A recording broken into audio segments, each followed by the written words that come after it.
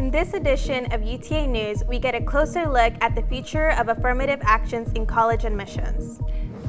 And we take a peek at the Lady Mavs basketball team preseason practices ahead of their first game.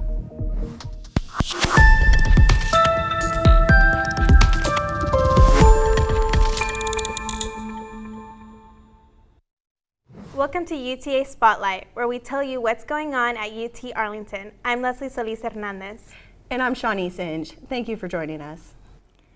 And now we take you to Washington, D.C., where the Supreme Court held arguments Monday, October 31st, about the future of affirmative actions in college admissions.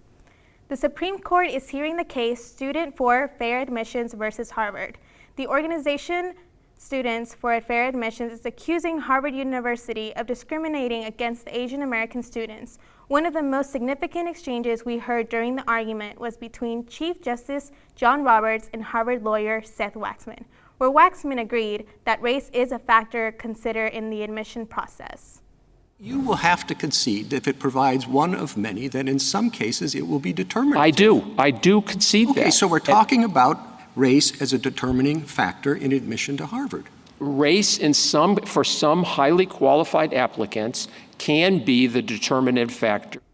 To hear the full argument in front of the Supreme Court, you can visit supremecourt.gov and look for case number 20-11-99. And now we toss it over to our sports anchor, Kiara Robinson, with more information on the current season of UTA Sports. The UTA women's basketball team are moving into a new conference this fall for this upcoming season. Reporter Juan Rico covered the women's basketball teams in advance of the opener. As the women's Mavericks basketball team are getting ready for the upcoming season, but first, let's ask Coach Wright about last season.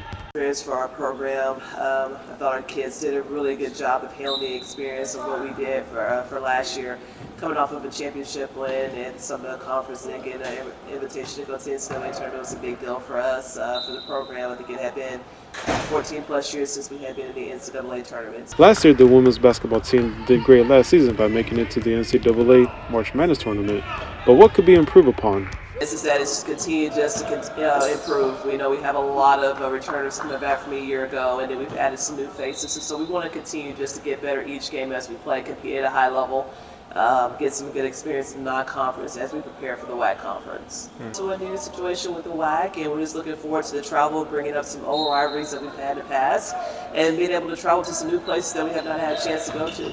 The WAC conference will be a different level for the women's, and let's see what they think. Within myself, just continue to communicate and be a great leader for my teammates so we can get to the NCAA tournament again this year.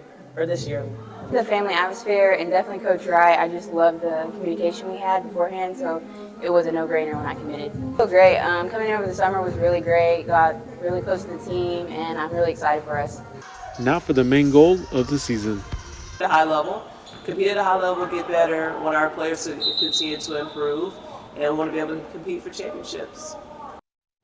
And now to our sports reporter Juan Rico and Michaela Miller as they discuss the Cowboys quarterback frenzy and if Luka Doncic from the Mavericks will be the MVP this season. Thank you, ladies. And now let's get into a little bit of our local home team, the Dallas Cowboys.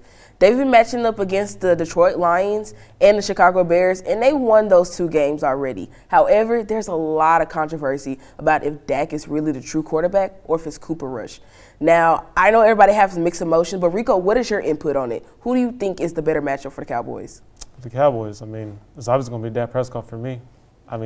For Cooper Rush, if you look at the defense, it's pretty much been, he's the one, the defense have been pretty much been backing him up. Yeah, sure, those games that he's been doing, like the Rams, the Bengals, and even though the Eagles, we lost to, God forbid, the Eagles, but pretty sure Dak will take care of that. But look at the passing yard. Dak has the advantage. Cooper Rush, they just run the ball with him. So what do you think?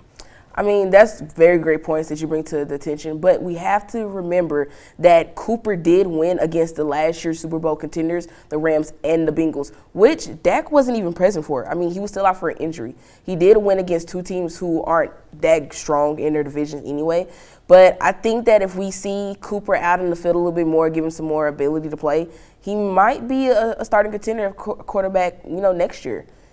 He could be, yeah. I agree. I agree with you, Michaela.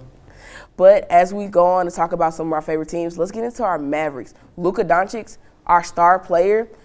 Let's think, is he going to be MVP this year? I mean, we have some discussions about who's going to win, who's not going to win, but he's been having a lot of triple-doubles, 200 points starting off the season, and he's a good contender for MVP. Do you think it's going to be him, or do you think it's going to be Jokic again?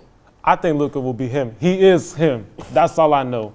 And not just that for the MVP. I mean, also respect to Joker, for winning, back-to-back MVPs. But for me, I love my Mavericks. I love Luka so much. And I believe, not just Luka, but I believe the team will win the championship this year.